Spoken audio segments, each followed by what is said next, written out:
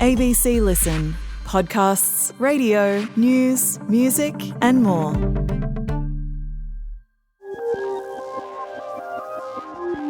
She's accused of murdering her relatives by serving death cap mushrooms inside a beef Wellington. Erin Patterson has given evidence in a triple murder trial, and soon the jury will be arriving at a verdict. I'm Stephen Stockwell. And I'm Rachel Brown, and every day on the Mushroom Case Daily podcast, we're recapping all the evidence presented in the courtroom. To make sure you don't miss an episode, hit follow on the Mushroom Case Daily podcast, wherever you get your podcasts.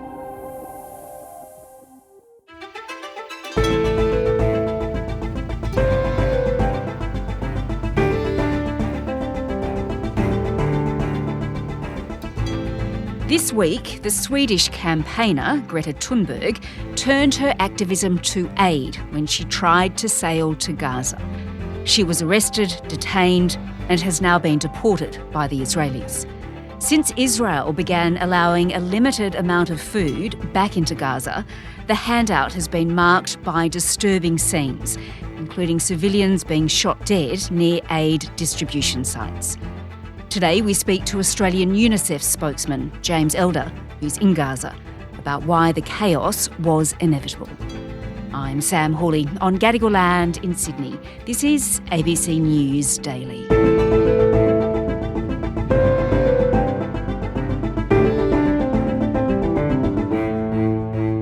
James, just explain exactly where you are and what you're doing right at the moment. Yeah, I'm in the southwest. A heavy night of bombardment, another heavy night. When I say bombardment, I mean 2,000-pound bombs. I mean buildings shaking, and I'm looking out to people in tents.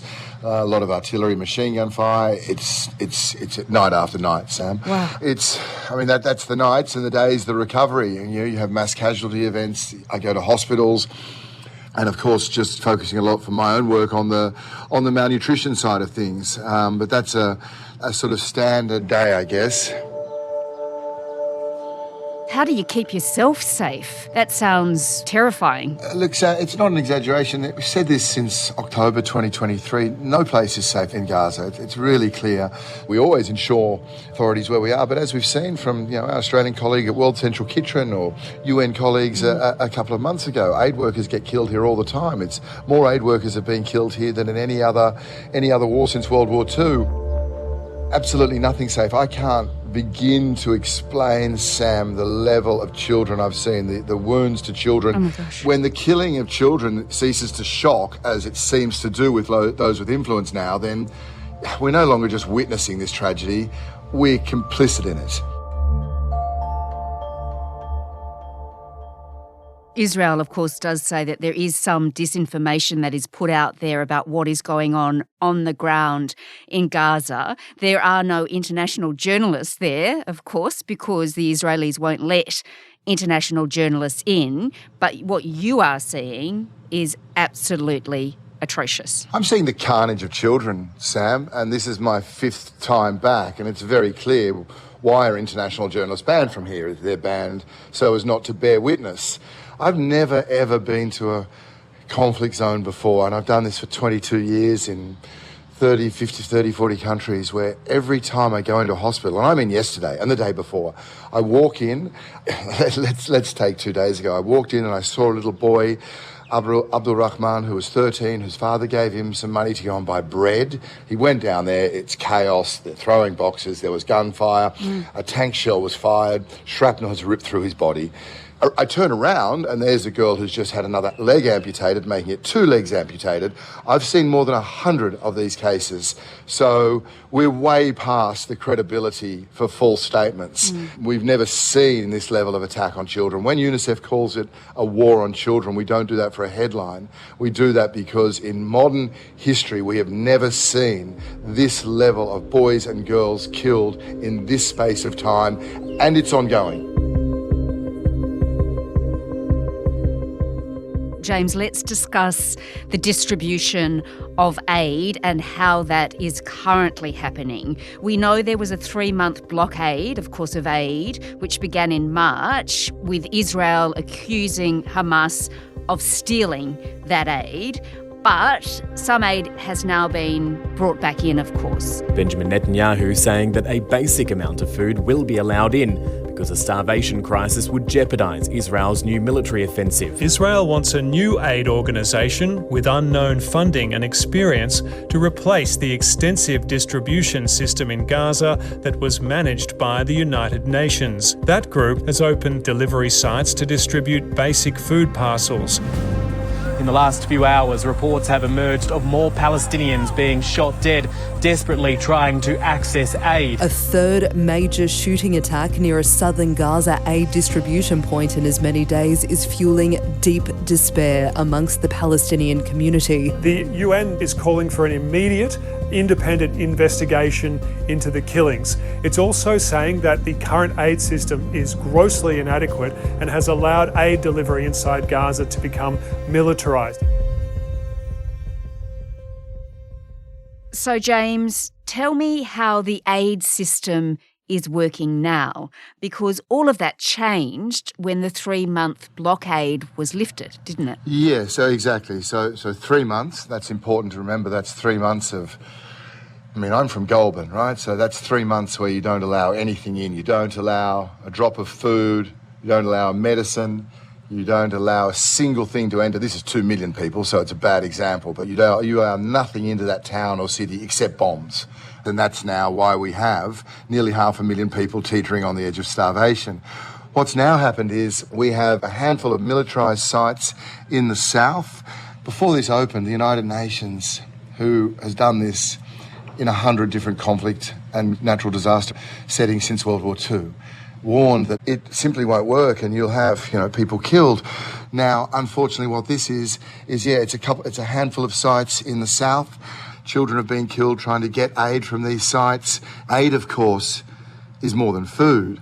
What's in this box is food. Aid is painkillers, it's antibiotics, it's obstetric kits to deliver babies, it's incubators, it's ventilators, it's hygiene pads, sanitary pads, it's wheelchairs, it's blankets, it's tents, it's fuel to keep hospitals running. It's oral rehydration salts. It's all these things. So aid is being reduced to a box in 3 or 4 distribution sites. So if you're elderly, or if you're a single mum with kids, or if you're an amputee, and there's thousands of those, you have no chance, none whatsoever. This is survival of the fittest. Yeah, so just so I understand this, before now, for the most part, UN agencies and other aid groups have overseen the distribution of aid, and there could have been up to 400 different distribution points. But now there is one body, the Gaza Humanitarian Foundation, that has been set up, and that is the organisation that is distributing aid. That's exactly right. So during the ceasefire, when aid flowed, the United Nations had 400 distribution points across Gaza, and that's critical. Humanitarian aid is about being principled and going to where people need it. Now that has been removed, trying to be replaced by an aid system, if you will, that only gives food, there are 3 or 4 distribution sites. And there is a reason, Sam, we have to look at. It's been made clear. Under the pretense of aid, this is to force people to move south. It's to try and ease international pressure. We've seen this every time there's a blockade.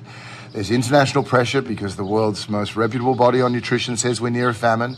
International pressure means they just loosen a little bit, and then the international pressure and the international interest fades and it tightens again. This is to ease international pressure around starvation. But what it does is circumvents an effective system. An effective system, as I say, that has worked since World War II, and it worked very well 2 months ago. So just explain for me, this new body, the Gaza Humanitarian Foundation, who runs it? Who funds it? There is no clarity on who funds it. Transparency is another very key part of humanitarian aid. There's no clarity at all about who funds it. Who runs it, it's men with guns. It's militarised. It's the exact opposite of what humanitarian aid must be. So it's 20, 30 miles to walk to. So, if you're a mum with kids, if you're elderly, if you're injured, if you're sick, forget it. These militarised sites, I spoke of the little boy who now is in hospital with horrendous wounds from the tank shell. At the same hospital, I met a 24-year-old, Shima. She too had tried to go to a site. She too, her family was starving. Same story, different day. She makes the long trek, gunfire, boxes of food thrown to the ground, complete removal of any dignity. In her words, quote unquote, I saw bodies on the ground, people stepping over them, just trying to get food. She became entangled in wire, so when we met her, that's why she was at the hospital. Her leg and her arm were torn open as she tried to flee. She didn't get any food. And a system that has worked from Sudan to Yemen to Afghanistan to Ukraine is being sidelined. All right, well, James, you're working in a war zone, of course. We can hear the birds in the background, which is incredible. It's very interesting you say that because I can hear tank fire. That's extraordinary. It's the strangest thing, Sam. We have birds literally consistently bashing on the windows. They just tap it as if they're just done, as if they're just, seeking, I guess, to try and get inside. It's very, very strange. Well, Israel, of course, does deny that it's deliberately targeting civilians at aid sites, but in some cases the IDF has fired warning shots at people who have approached the forces, and Israel blames Hamas for some of those deaths. That is what Israel is saying. Yeah, and it's perilous territory for me to take on statements from a government, but yeah, it's a combat site. Humanitarian aid can't be delivered around one party to the conflict. This is why this distribution site doesn't work. It's why it's never existed anywhere else. It's why you have brave partners on the ground in the United Nations. The accountability is very clearly, it's with the Gaza Humanitarian Foundation and it is with the IDF under any sense of international humanitarian law. Well, Israel's Deputy Foreign Minister Sharon Haskell has defended this new system, and she's actually attacked the UN. The UN is doing everything possible to fight against the GHF and the effort to deliver aid to the people of Gaza. The UN and Hamas both insist on the old model of aid distribution. And one should ask, does the UN really care about providing aid to the people in Gaza, or is it more focused on feeding Hamas and its war machine? And what about that claim then from Israel that Hamas has been stealing the aid? The evidence on aid diversion is a simple line, Sam. Just show us the proof. At no point in these 20 months have we had any precise claims from authorities, let alone evidence presented. So we face statements without evidence designed to discredit tried and tested aid systems and justify controlling and weaponizing aid and displacing a population. Take UNICEF, okay? So even without the evidence, just take UNICEF, because it's not the first time we've worked in a war zone with a lack of governance. Our aid is tracked from point of registration to point of delivery. That is, vaccine from getting into a truck to in a child's arm, nutritionist food from getting in a truck to in a child's mouth. We've got so many accountability systems. They're built up over decades of practice in scores of conflict zones, right? From targeted distribution to children and families, door to malnutrition to third-party monitoring. Okay, so going beyond the absence of evidence, just let's look at logic. What value to Hamas are incubators for premature babies who are dying right now because we have incubators on the wrong side of the border? Vaccines, kits for midwives. Well, James, of course, the world is increasingly concerned by what is happening in Gaza and the images that we are seeing out of there. We've seen the likes, of course, of Greta Thunberg try to sail to Gaza. But what actually needs to happen right now, in your view? It's as simple as it's always been. It's a ceasefire, because a ceasefire ends the abhorrence of hostages here. Get those hostages home. Let's be very clear as well. When there's been ceasefires and negotiations, more than 150 hostages went home to their families. A ceasefire lets us flood the Gaza Strip with aid. It's allowing what international law says and allowing what happens in every other complex conflict zone without governance around the world.